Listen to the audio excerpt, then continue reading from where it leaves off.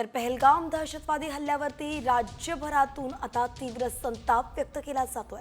हल्ल्याच्या निषेधार्थ डोंबिवली, मालेगाव आणि परभणीत उत्स्फूर्त प्रतिसाद देण्यात आलाय। बंद पुकारण्यात आलेला आहे। डोंबिवलीमध्ये व्यापाऱ्यांनी आपली दुकानं बंद केली आहेत आणि त्यामुळे बाजारपेठांमध्ये अगदी शुकशुकाट पाहायला मिळतोय। तर तिकडे मालेगावमध्ये सुद्धा हिंदुत्ववादी संघटनांनी बंद पुकारलाय। बंदला चांगला प्रतिसाद मिळतोय। परभणीत सुद्धा कडकडीत बंद पाळला जातोय। संध्याकाळी मोर्चा काढण्यात येणार असल्याचंही कळतंय।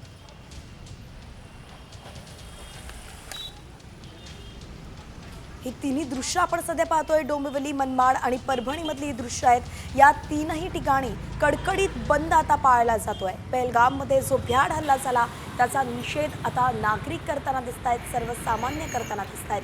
देशभरात नेमकं किती संताप आहे, लोकांमध्ये किती राग आहे, हेच या बंदला मिळालेल्या उत्स्फूर्त प्रतिसादातून कळतंय।